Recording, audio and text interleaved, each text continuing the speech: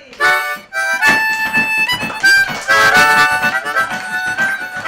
bienvenue. Bienvenue aux parents, bienvenue les amis. Comment ça va ce matin? Ça va bien? Il y en a juste une que ça va bien, les autres, ça va pas? Oui? Yes! Vous êtes contents d'être là? Oui! Wow! C'est le printemps, hein? C'est le printemps, il y a du soleil. Puis savez-vous qu'est-ce qui se passe au printemps avec tout ce qui revient au monde? Il arrive les érables puis le sirop d'érable. Ça, il y en a-t-il qui en ont déjà mangé du sirop d'érable? Non? Toi? Oui? Toi aussi, du sirop d'érable, t'en as mangé? Parce qu'il y en a qui savent comment ça se fait, du sirop d'érable. Hein? Tu le sais, toi? Comment ça se fait, du sirop? C'est les érables qui nous donnent de l'eau d'érable. Puis ensuite, il faut faire bouillir l'eau d'érable. Puis, on a du sirop. C'est ça? C'est pas mal ça. Mais savez-vous qu'il y en a partout, il y en a plusieurs places qui se fait du sirop d'érable. Mais moi, je m'appelle Martin Savoie, puis je viens de la Beauce. C'est en Beauce qu'on fait le plus de sirop d'érable au monde. C'est pas rien, ça. Puis c'est pour ça qu'en Beauce, ben, il y a un reel qu'on joue souvent, qui est le reel du sirop d'érable. Fait qu'on part tout ça ensemble, on fait un peu de musique, vous pouvez taper des mains, on embarque.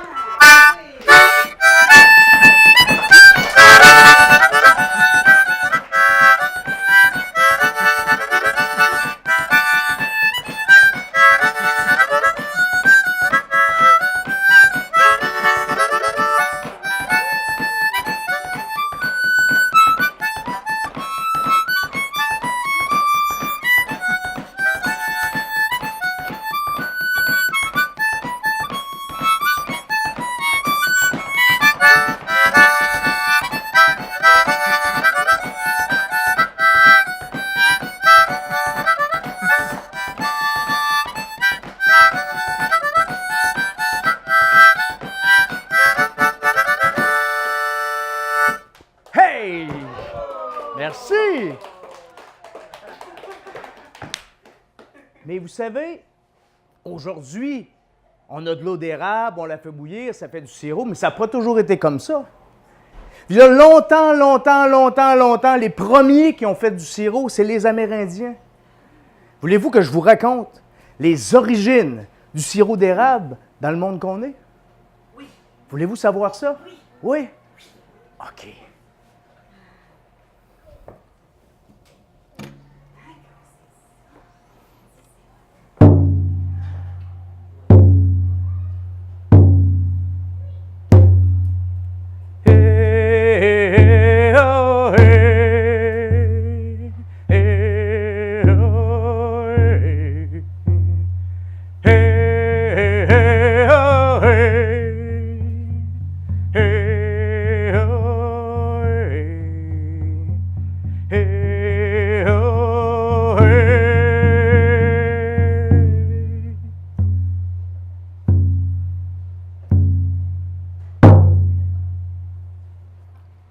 Nokomis, la mère Terre. Nokomis, la mère Terre, se promène avec son petit-fils Malabouche dans une forêt. Un beau printemps ensoleillé, comme ce matin. Ils arrivent dans une talle d'érable. Nokomis, comme à son habitude, perce un trou dans un érable d'où s'écoule un beau sirop doré, bien sucré. Malabouche se rapproche et récolte ce nectar si bon et si précieux pour guérir des maladies. Manabouche observe les hommes qui viennent puiser le sirop à même les érables, puis qui s'en retournent, chacun pour soi. Manabouche voit les hommes qui viennent chercher le sirop sans se parler, sans s'informer du petit dernier-né ou de celui que les grands esprits seraient venus chercher. Manabouche n'aime pas ce qu'il voit. Il dit à sa grand-mère, « Nokomis, je suis inquiet de voir les hommes agir ainsi. » Manabouche, tu es inquiet? Les hommes viennent chercher le sirop qui les guérit. Le sirop d'érable a déjà sauvé plusieurs vies. C'est ce que nous voulons. Oui, grand-mère, mais quand les hommes viennent chercher le sirop qui les guérit, ils sont pris d'un autre mal. Manabouche, mais qu'est-ce que tu as mangé ce matin pour voir que les hommes ont un nouveau mal? Manabouche, j'ai tout le sirop que ça me prend, j'ai mes réserves. Maintenant, on s'en va. Nokomis, écoute-moi. Je vois que les hommes, quand ils viennent chercher le sirop d'érable, ils se parlent de moins en moins. Ils font les choses seuls. Jusqu'où ira ce mal? Si nous ne faisons rien, si nous n'intervenons pas. Manabouche, les hommes se parlent. Lorsqu'ils viennent dans les grands contes, ils voient venir, ils voient ce qui sera bon pour les leurs. C'est ce que je vois, c'est ce que j'entends. Manabouche, tu es jeune et tu vois des problèmes où il n'y en a pas. Bon, moi je m'en vais. Hey!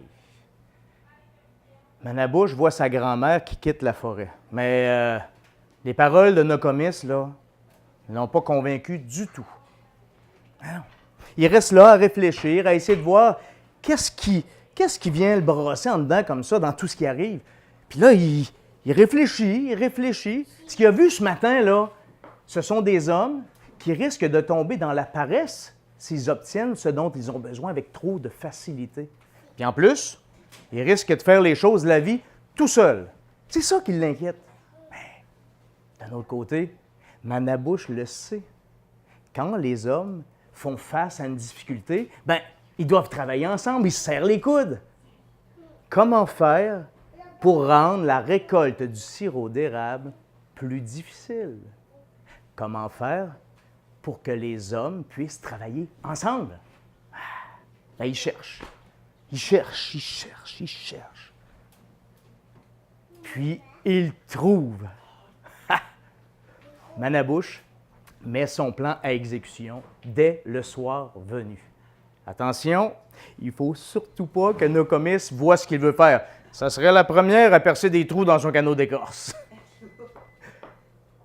Le soir arrivé, Manabouche grimpe dans un érable avec une chaudière d'eau. Et puis, il verse l'eau dans les branches de l'arbre pour diluer le sirop. Désormais, les hommes devront faire bouillir l'eau d'érable pour obtenir le fameux sirop. Comme ça, ils devront couper le bois, le fendre, le corder pour le feu, et puis observer l'eau s'évaporer durant des jours et des nuits entières. Comme ça, les hommes éviteront la paresse avec tout le bois à faire, puis ils auront tout le temps nécessaire pour discuter dans l'intimité des vapeurs sucrées. Ainsi va la vie des hommes.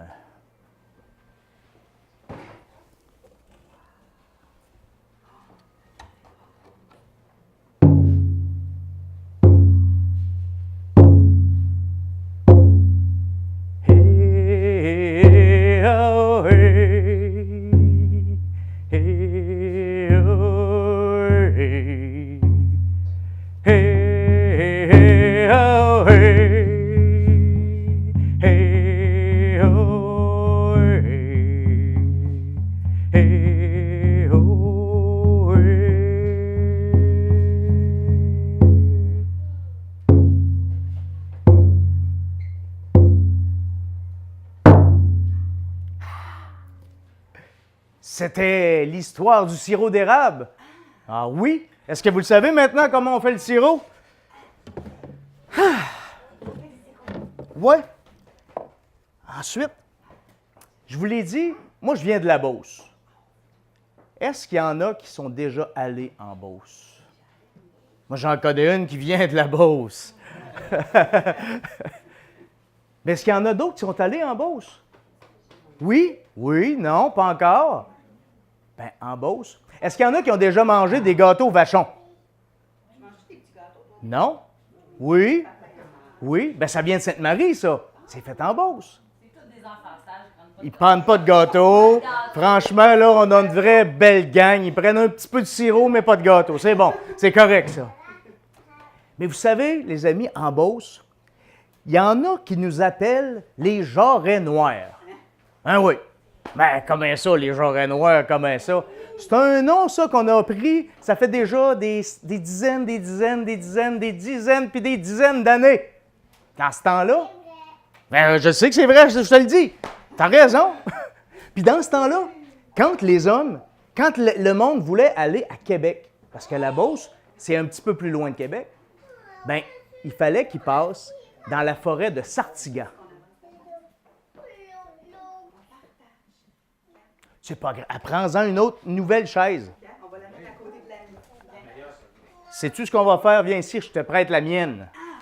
Viens, viens, je te prête la tienne. La mienne. Viens, viens. Bon.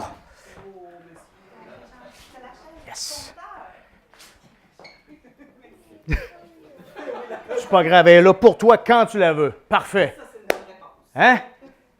Ça fait que nous autres, quand on voulait aller au Grand Marché à Québec, ben il y avait des chemins, et ces chemins-là, il y avait de la boîte. Pas mal de boîtes. Ça fait que les charrettes qui étaient remplies de sirop d'érable puis de toutes sortes de choses pour aller vendre au Grand Marché à Québec, ben ils restaient pris. Bien pris. Fait que qu'est-ce que tu fais quand ta charrette est prise? Hein? Qu'est-ce que tu fais? Tu pousses, c'est ça. On n'a pas le choix. Ça fait que ceux qui étaient là, ben, débarquent sur la charrette, tirent après le bœuf, puis poussent après le bœuf. Puis... Ben, quand ils réussissaient à arriver à Québec, ils étaient beurrés jusqu'au califourchon. Ils avaient marché dans la boîte tout le long. Ça fait que le monde, il les voyait venir, puis il disait, tiens, voilà les jarrets noirs. C'est pour ça qu'ils nous appelaient de même. Mais dans cette même forêt de Sartigan, il y a une légende qui raconte que le diable en personne avait élu domicile dans la forêt de Sartigan. Et que quand quelqu'un s'aventurait tout seul par grande noirceur, ben le diable lui lancerait un défi de gigue. Vous savez, c'est quoi de la gigue? La danse giguée, vous savez-vous? Non? Ah! Puis si le passant réussissait à giguer aussi bien et aussi longtemps que le diable puis ses feux follets, ben, il pouvait passer son chemin, puis plus jamais le diable allait venir le voir. Ni lui, ni toute sa descendance. Si par malheur, le passant, il s'enfargeait dans ses bottines en giguant, ou pire, qu'il ne savait pas giguer du tout, ben, il serait condamné à giguer pour l'éternité dans la forêt de Sartigan. Ça, c'est une légende. Mais quand je vous raconte ça, ça me fait penser à Grégoire. Grégoire, c'est un petit commis voyageur. Savez-vous c'est quoi un commis voyageur? Oui, tu sais pas, toi? Un commis voyageur, c'est quelqu'un qui se promène de village en village, puis qui achète des choses, puis qui en revend. Puis qui achète, puis qui revend. C'est un barguineux. Puis Grégoire, lui, là, tout le monde l'aime. Tout le monde l'aime beaucoup parce que c'est un bon gars. C'est quelqu'un qui a toujours une bonne histoire à raconter. C'est quelqu'un qui a toujours une histoire à raconter qui vient de loin. Ça fait que le monde, il le trouve intéressant. Mais Grégoire, un jour, il a disparu. On ne l'a jamais revu. Il y en a qui pensent qu'il se serait aventuré, lui, tout seul, par grande noirceur, dans la forêt de Sartigan. Mais on ne le saura jamais. Personne ne peut dire ce qui est arrivé. Mais il y a une légende chantée qui a été composée pour essayer d'expliquer ce qui a pu arriver. Voulez-vous l'entendre, cette légende-là? Oui? Vous voulez vraiment l'entendre? Oui. Ben moi, je veux vous entendre. Vous voulez l'entendre? Oui, OK, on va vous la faire. Fait que transportons-nous dans la forêt de Sartigan au moment où Grégoire se promenait avec sa carriole puis son cheval.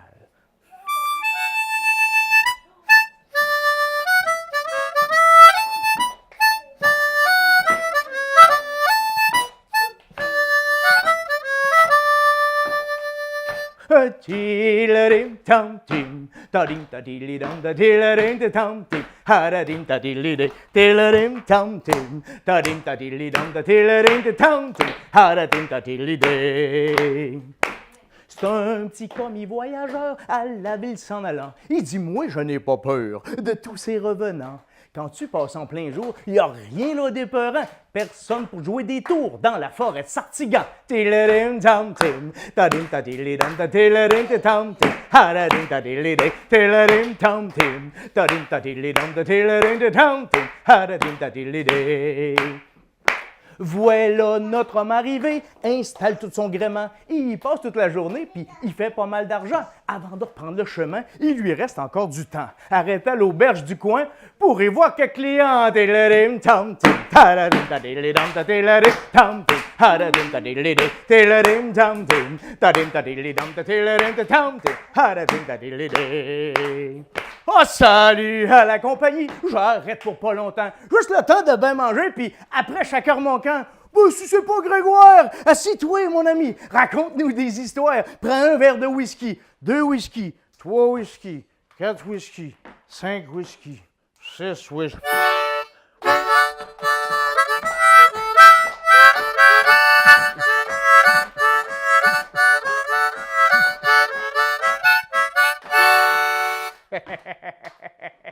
Hey, faut que je pense à y aller, là, moi.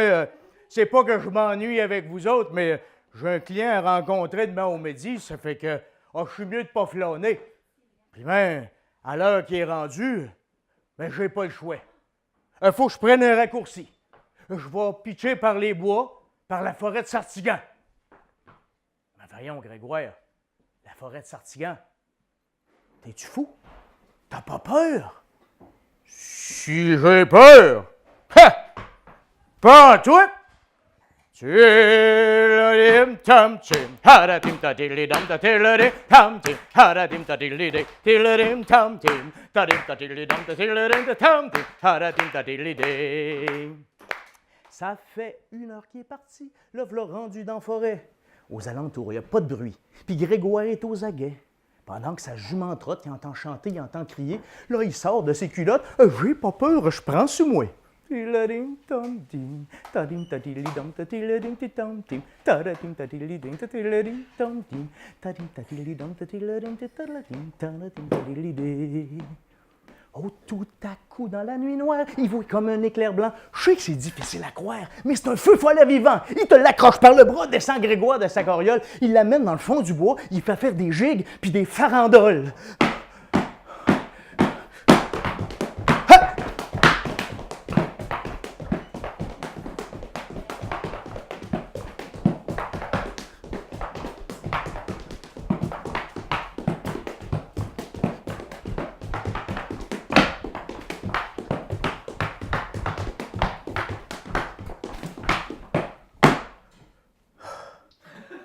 Ben là, j'ai bien gigué toute la nuit, moi.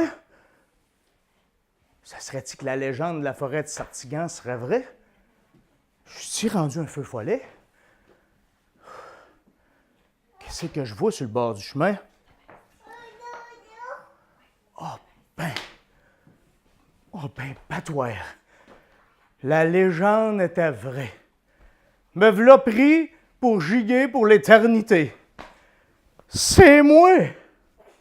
Tiladim tam tim, tadim tadilidam tadiladim tam tim, haradim tadilidam tadiladim tam tim, tadim tadilidam tadiladim tam tim, haradim tadilidam tadiladim tam tim, tadim tadilidam tadiladim tadiladim tadiladim tam tim, haradim tadilidam tadiladim tam tim, haradim tadilidam tam tadilidam tam. Oh, hey! Excellent! Ben voilà, c'était la légende du petit commis voyageur. À cette heure, les amis, avez-vous le goût de chanter? Hein? Là, on a tapé des mains, là, c'est à votre tour de chanter. Et pour faire ça, on va séparer la gang en 2. Vous êtes corrects? Fait que toutes vous autres ensemble, puis toutes vous autres ensemble. C'est bon? Vous allez répéter après moi. Derrière chez nous, il y a un étang. Derrière chez nous, il y a un étang. 3 beaux canards s'en vont baignant. Ah, ah. Fait que là, vous avez compris, vous faites la deuxième voix et vous faites la troisième. On réessaye ça? Trois beaux canards s'en vont baignant. Ah, ah. On tape des mains, et v'là le bon vent, et v'là le joli vent, et v'là le bon vent, mamie m'appelle, v'là le bon vent, v'là le joli vent, et v'là le bon vent, mamie m'attend. Trois beaux canards s'en vont baignant. Trois beaux canards s'en vont baignant. Le fils du roi s'en va chassant. Ah, v'là le bon vent, v'là le joli vent, v'là le bon vent, mamie m'appelle, v'là le bon vent, v'là le joli vent, v'là le bon vent, mamie m'attend. Le fils du roi s'en va chassant, le fils du roi s'en va chassant, avec son grand fusil d'argent. Ah, ah, v'là le bon vent, v'là le joli vent, v'là le bon vent, mamie m'appelle, v'là le bon vent, v'là le joli vent, v'là le bon vent, mamie m'attend. Avec son grand fusil d'argent, avec son grand fusil d'argent, visa le noir, tu as le blanc. Ah, ah, hey, v'là le bon vent, v'là le joli vent, v'là le bon vent, mamie m'appelle, v'là le bon vent, v'là le joli vent, v'là le bon vent, mamie m'attend. Ô fils du roi, tu es méchant, ô fils du roi, tu es méchant, d'avoir tué mon canard blanc. Ah, oh, et v'là le bon vent, v'là le joli vent, v'là le bon vent, mamie m'appelle, v'là le bon vent, v'là le joli vent, v'là le bon vent, mamie m'attend. D'avoir tué mon canard blanc, d'avoir tué mon canard blanc, par-dessous l'aile, il perd son sang. Ah, ah, v'là le bon vent, v'là le joli vent, v'là le bon vent, mamie m'appelle, v'là le bon vent, v'là le joli vent, v'là le bon vent, mamie m'attend. Par-dessous l'aile, il perd son sang, par-dessous l'aile, il perd son sang, par les yeux lui sortent des diamants. Ah, oh, v'là le bon vent, v'là le joli vent, v'là le bon vent, mamie m'appelle, v'là le bon vent, v'là le joli vent, v'là le bon vent, mamie m'attend. Hey, v'là le bon vent, v'là le joli vent, v'là le bon vent, mamie m'appelle, v'là le bon vent, v'là le joli vent, v'là le bon vent, mamie m'attend. Bravo! Wow! Vous êtes pas mal bon. Hey, monsieur, il reste 5 minutes. Est-ce que vous êtes pressé? Non? Si ça défonce un peu, je ne sais pas les organisateurs. Bon, moi, j'aurais le goût d'en faire une autre pour vous autres. Une histoire, on vient de parler du fils du roi. J'en ai une qui parle de roi et de reine. Ça vous entend-tu d'entendre celle-là? Oui. Une petite dernière pour te... Ouais, très court. Il faut vraiment qu'on soit timé sur la demi-heure? Oui, OK. OK, on ne fera pas celle-là, elle est très longue. Elle n'est pas courte, c'est ça? Ben, ça fait 7-8 minutes. Hein? OK, on va déposer. Merci. On va dépasser de quelques minutes. Tijan. On est dans le temps où il y a des rois, il y a des reines, il y a des ducs, des duchesses, il y a des comtes, des comtesses, mais il y a aussi des princes, des princesses et des paysans. Il y a des boulangers, des boulangères. Il y a du monde qui font les fers. Il y a des mondes qui font les selles pour les chevaux. Il y a les paysans. Puis parmi les paysans, ben, il y a Tijan. Tijan, il est seul. Il est tout seul parce que sa famille, la maladie est passée, puis elle a tout ramassé, son père, sa mère, ses frères, sœurs. Il est vraiment tout seul dans la vie, puis il cultive un petit coin de terre, puis tout ce qui pousse dans ce petit coin de terre-là, c'est des patates. Ça fait qu'il cultive des patates. Il y a plus de roches que d'autres choses. Mais Tijan, même s'il est pauvre, puis qu'il cultive ses patates, en plus de ne pas avoir beaucoup d'argent, bien, quand il arrive l'automne, il faut qu'il donne la moitié de sa récolte au roi, comme taxe. Hey! Mais c'est pas grave. Tijan travaille fort, puis il se dit qu'un jour, ça va être mieux. Un jour, il va faire autre chose. Il ne sait pas quoi, mais il y a ce rêve-là qu'il cultive en dedans de lui qui va faire d'autres choses. Un jour, Tijan, il est à quatre pattes, en train d'enlever des bébites à patates sur les feuilles de ses plants de patates. Puis, durant qu'il travaille, il y a comme une odeur, un parfum de fleurs qu'il fait sortir, puis il se lève pour voir d'où ça vient. Ça vient de la princesse Anne qui passe comme ça dans son carrosse bien doré, sur un chemin pas très loin, puis un coup de vent qui a amené le parfum de Anne jusqu'à Tijan. Et à ce moment-là, Tijan regarde Anne et il se passe quelque chose d'extraordinaire. Tijan va semer une graine d'amour dans le cœur de Anne, la princesse, et Anne va semer une graine d'amour dans le cœur de Tijan. Et comme ça, la graine d'amour continue de grandir. Tijan cultive cette graine-là, puis cet amour-là, elle prend maintenant toute la place dans son cœur. Puis ensuite, toute la place dans son ventre, puis dans ses jambes, puis partout, jusque dans sa tête. Il n'arrête pas de penser à la princesse Anne. Il pense à elle, il pense à elle. Il l'aime tellement, il se met tellement à penser à elle le jour, la nuit, qu'il se met à croire qu'il pourrait même se marier avec la princesse. Ha! Un paysan se marier avec la princesse. Non, non, ça se peut pas, ça. Hein? Mais lui, il y croit. Il pense que ça peut arriver. Ça fait qu'il commence à réfléchir le jour, la nuit, à comment il pourrait faire pour bien se marier avec la princesse. Mais il ne trouve pas de truc. Ça ne marche pas. On ne peut pas marier un paysan et une princesse. Puis là, ça fait déjà plusieurs semaines, plusieurs mois, puis Tijan commence même à être découragé. Puis là, il se met à penser, mais qu'est-ce qui m'empêche de marier la princesse? C'est le roi. Bon, le roi, qu'est-ce que... Le roi, tout le monde le sait, c'est un homme qui aime le jeu. Il aime ça, les jeux de hasard. Lui, il ne peut pas dire jamais non, parce que surtout, le roi n'a jamais rien perdu. Ça aide à aimer le jeu de hasard. Ça fait que Tijan se dit que ça, il va pouvoir s'en servir. Il réussit à monter un truc, à monter un plan, et il s'en va rencontrer le roi pour lui dire ce qu'il a prévu. Le roi accepte d'accueillir Tijan, et puis là, Tijan lui propose, « Sire mon roi, voyez, dans cette petite boîte, il y a 2 papiers. Sur un des papiers, c'est marqué la vie, et sur l'autre, c'est marqué la mort. Sire mon roi, je vous laisse cette petite boîte, et dans une semaine, je reviendrai ici, et si vous pigez, quand je vais piger, si je pige la vie, si je pige la mort, en fait, vous pourrez faire ce que vous voulez avec moi. Et si je pige la vie, non seulement je vais garder ma vie, mais en plus, je pourrai marier votre fille, la princesse Anne. » Le roi. Marier la... Marier la princesse! Le roi... Marier la princesse! Tout le monde dans le château rit avec le roi, mais pas Tijan.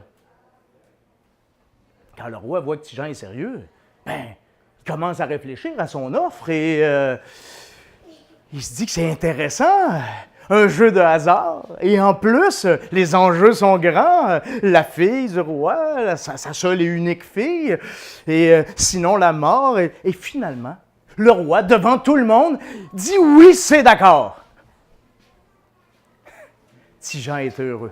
Enfin, il a une chance de pouvoir marier la princesse. Bon, il a une chance de mourir aussi s'il pige la mort, mais c'est le prix à payer. De toute façon, il ne peut pas penser faire le reste de sa vie sans se marier avec la princesse Anne. Donc, une semaine se passe jour après jour, et Tijan, plus le jour X arrive, plus Tijan est heureux, plus Tijan a hâte de pouvoir aller piger. Enfin, il se rapproche de son rêve. De l'autre côté, le roi, lui, plus les jours avancent, plus il commence à regretter. Plus il se dit que ça se peut que Tijan pige la vie, marier sa fille, la seule, la princesse, à un paysan, non. Puis plus ça avance, plus il est angoissé. Le roi ne dort plus. Le roi, il fait venir son grand conseiller. Et son conseiller lui dit, « Mais sire, mon roi, vous êtes le roi. Vous n'avez qu'à enlever le papier la vie pour le remplacer par un papier la mort. Comme ça, Tijan n'aura d'autre choix que de piger la mort. » Non, on peut pas faire ça, c'est pas bon, c'est pas correct. Sire mon roi, personne n'ira voir dans la boîte, vous êtes le roi. Ah, le roi trouve que c'est pas correct, mais en même temps, c'est une bonne solution, parce que comme ça, ben, il est certain de ne pas être obligé de marier sa fille à Ti-Jean le paysan. Finalement, le roi décide d'enlever le papier la vie et de le remplacer par un autre papier, la mort. Dans la boîte, il y a 2 papiers, la mort. Hein? Le jour arrive et tout le monde est fébrile. Toute la cour, les gens partout, tout le monde ne parlait que de ce jeu où Ti-Jean pourrait marier peut-être la princesse. Et Ti-Jean s'approche et il voit que tout le monde bouge. Lui-même, il est heureux, mais il voit que le roi, lui, ne dit rien, ne bouge pas, impassible. Ah, il comprend tout de suite qu'il y a quelque chose qui ne fonctionne pas. Ça ne se peut pas que le roi soit comme ça, non. Il comprend tout de suite que le roi a changé le papier puis qu'il y a 2 fois le papier la mort. Mais bon, il ne peut pas le traiter de tricheur, c'est le roi. Il n'aurait pas fini de dire les paroles que sa tête roulerait. Non. Ti-Jean se résigne et il voit la princesse, en plus, Anne, avec un grand sourire, qu'elle ne sait pas ce qui s'est passé. Puis elle aussi, Anne, était tombée en amour avec Ti-Jean. Ti-Jean s'approche de sa destinée. Et au moment où il pige le papier, il le prend, il le regarde, il le roule, il l'avale. Mais qu'as-tu fait, Ti-Jean? Sire mon roi, j'ai fait mon choix. Le papier que j'ai pris est celui que j'ai choisi.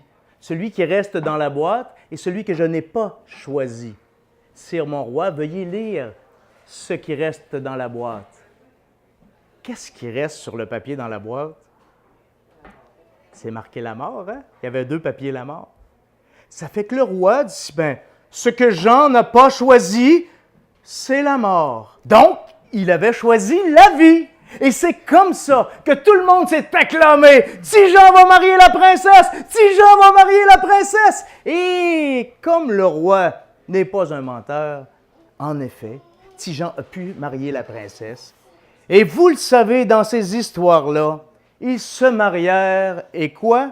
Et eurent beaucoup d'enfants. C'était la légende, l'histoire, le conte de Ti-Jean. Et sur ça, je vous souhaite une belle fin de journée. Allez voir si les érables n'ont pas commencé à couler tout d'un coup. Puis venez nous voir en Beauce quand vous serez prêts. Salut, vous autres!